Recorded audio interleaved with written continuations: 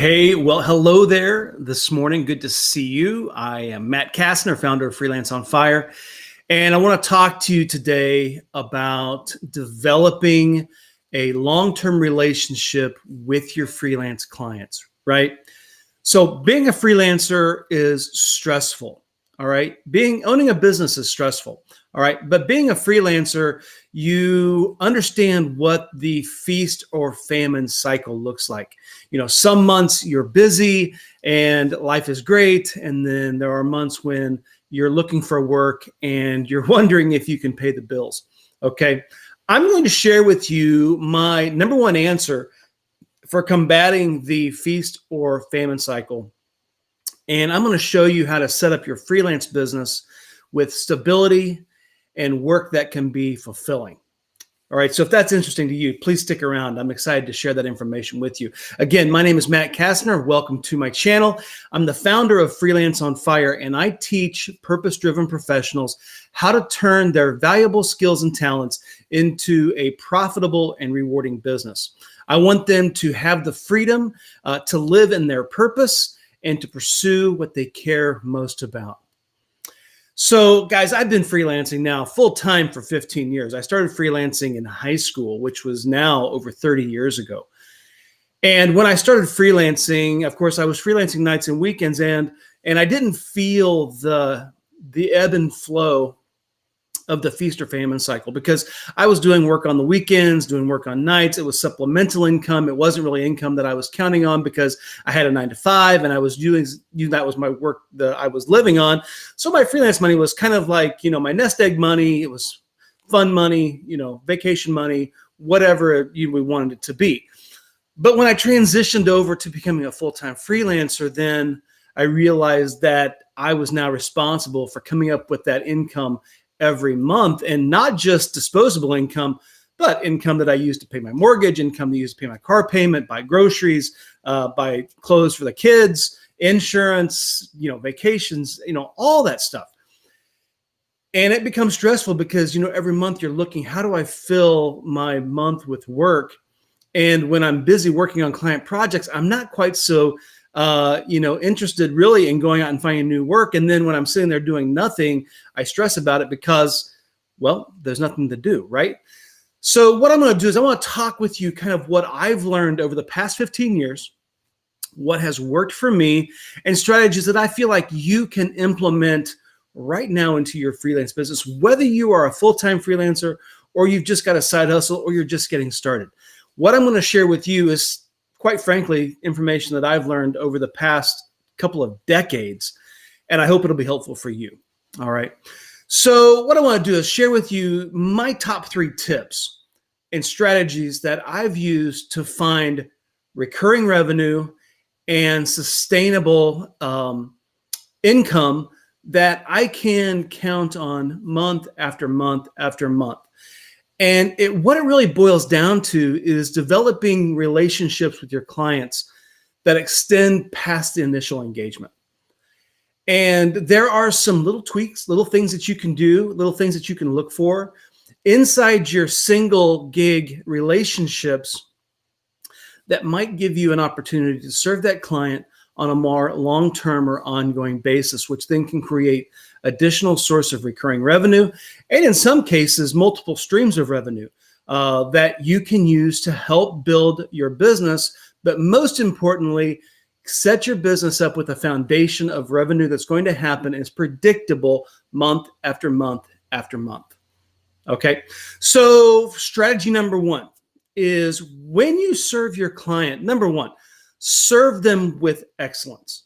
Okay, I want you to listen to them. I want you to execute to the best of your ability, whatever skill set it is that you are providing to your client. I want you to execute as much as you can. I want you to give as much value as you can to that client. All right, you want to help them get results.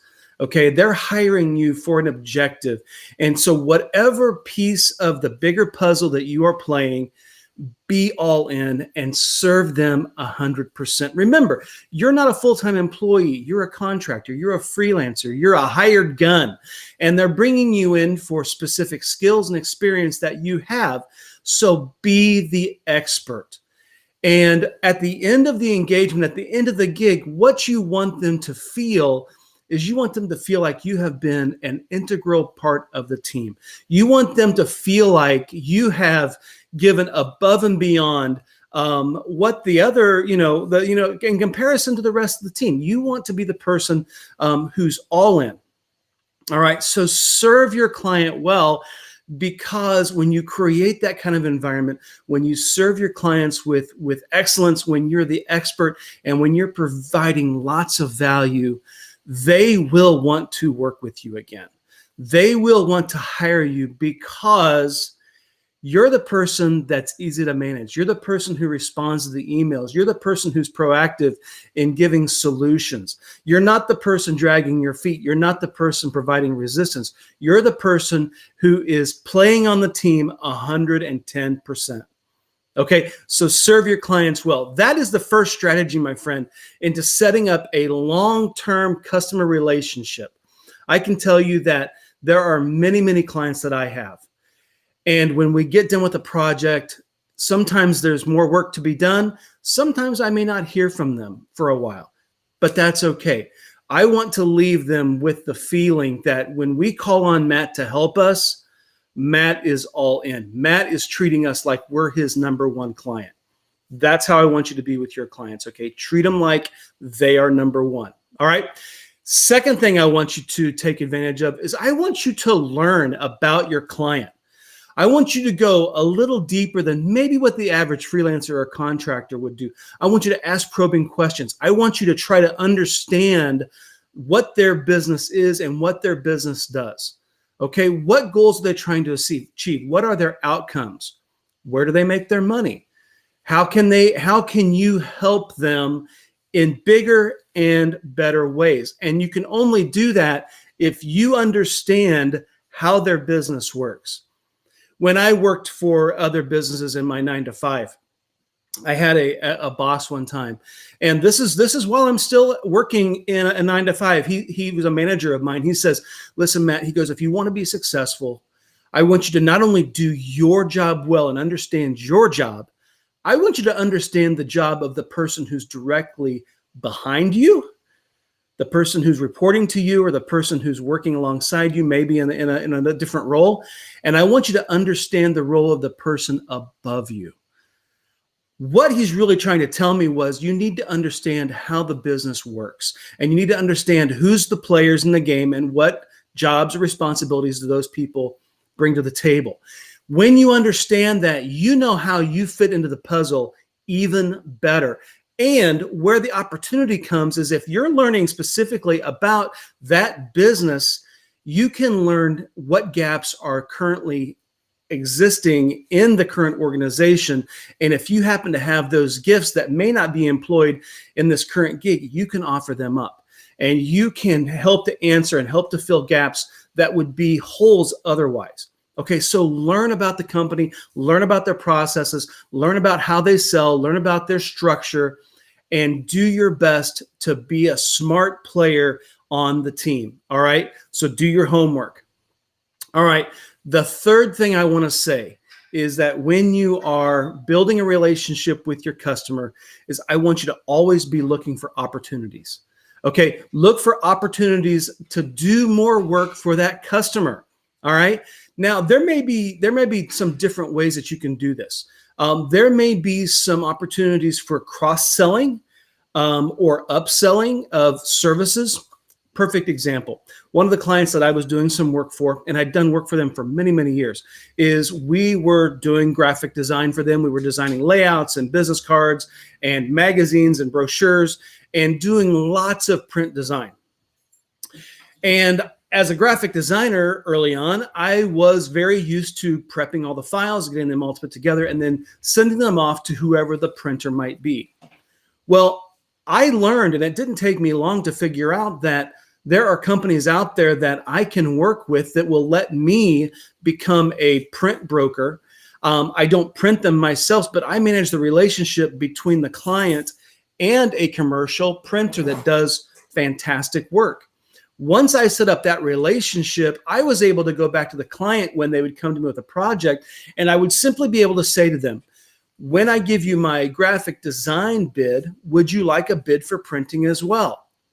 That gives the client not only just another price to compare, but it also gives them the idea that Matt is allowing me to shop with him, and he's going to take care of more of this project for me. It's a one-stop shop sort of a paradigm. And that, my friend, is convenient for your customer. If they can hire you to design and manage the printing, that's one less thing that they have to go out and do and find a resource for. So I can tell you, when I started offering cross sells and these opportunities to get more work from my existing customers, not only did they bring me more work because I was making the process easier for them, but I was in some ways 2x, 3x, 5x, 10xing my income because I would do the design work and then I would also get a cut of the printing. And that sometimes, depending on the size of the print run, can be a big, big margin. And so a very big source of income. But like I said, because I was able to create this convenient opportunity for them to let me manage more aspects of the project because they trusted me, I was able to get more work because then for them to be able to fire and execute a project takes less management and initiative on their part. They've got me, they trust me, I can handle it from start to finish. I'm their go-to partner. All right. So the first thing that I mentioned was serve your clients with excellence. The second one was learn about your client's business. And number 3, look for opportunities to do more work. Now, I'll add this as a final little bit of a tip. I have some experience, actually quite a bit of experience in the web design world. And I have been in and around web servers for 20 years. And when I started doing web design, I was hosting my own websites. I had relationships with web hosting company and was putting my own websites up. And then when clients would ask me to do their websites, I would offer them web hosting packages. I would offer them a price for hosting their website, and then I would also offer them a price for maintenance, allowing them to be able to easily and quickly and efficiently be able to update their website whenever they wanted throughout the month. And so getting my clients into a monthly hosting and a monthly or maintenance agreement allowed me to send out 12 invoices every year to that client for a specific service. Now, it doesn't take a rocket science to figure out that if you have several of those clients, you're starting to build some residual income. You're starting to build some recurring revenue into your business that comes into your business every month. And starting now, if you will, start to cultivate those relationships, serve your clients with excellence, become the expert, learn about their business, and become the go-to person because you offer solutions and you offer additional services that makes their job easier and it makes it more convenient for them, then you, my friend, are on your way to developing a long-term and profitable freelance client relationship. And I will just say, how valuable can those clients be? In 2020, I crossed the $1 million mark in lifetime value of one of my longest and oldest recurring clients. That's a lot of money. That's a lot of money that they've invested in me. And what that equates to me is that they trusted me over that time to be a trusted partner and provide value for their business. So you can do it. And it is worth it to develop those relationships because at the end of the day, you want to have a business that's stable. You want to have a business that's bringing you income in every month so that you're not worried about the feast or famine, the up and down, the stress and worry of not having work when you need to work. All right. Hey, if you found this video helpful, I would encourage you to subscribe to my channel. Hit the subscribe button down below or like this video. I would also encourage you to check out my website. It's freelanceonfire.com. I offer blog. I blogs and resources. I offer coaching and training if you're interested in that sort of thing. If you want a little extra help, want a little extra accountability, want me to show you the behind the scenes of becoming a successful freelancer, all the information is on my website, www.freelanceonfire.com. And then, hey, I want to remind you that there's a really cool thing coming up soon. It's my Marketing for Freelancers podcast, and I'm working on it right now, and I'm excited to share it with you. If you would like to learn more about this, click on the link. It's down there below, freelanceonfire.com/podcast. Get on my wait list, and I will send you a note when we launch this thing, and it's going to be epic. All right, so last thing is I want to share with you a freebie, a giveaway. I have put together a freelance blueprint. If you're starting out as a freelancer and you would like to get the answers, get the details, I put together a document that shows you everything that you need to know to be a successful freelancer. Guys, this has come from 15 years of full-time freelance experience. I'm putting it in one document and I'm giving it to you. Simply go to www.freelanceonfire.com/blueprint. You can grab the blueprint today. And then in closing, I just want to let you know, hey, I'm on Clubhouse. And if you're on Clubhouse, I want to connect with you. Jump onto Clubhouse and follow me at Matt Casner, 1T, at Matt Casner on Clubhouse. I can't wait to jump on there and have a conversation with you. Big things happening on that platform. I know that it's still invitation only, but it's about to be released to the general public very soon. When it is, it's going to be awesome. You guys are going to love it. But if you're already on Clubhouse, reach out and connect with me. I would love to talk to you more about freelancing, and there'll be a lot of content coming from Freelance on Fire on Clubhouse in the months to come. All right. So, hey, thank you for joining me here today. I want to remind you guys that you have an opportunity to follow your passion and be who you were created to be. And I'm here to support you. Okay. So we'll talk to you soon. Bye for now.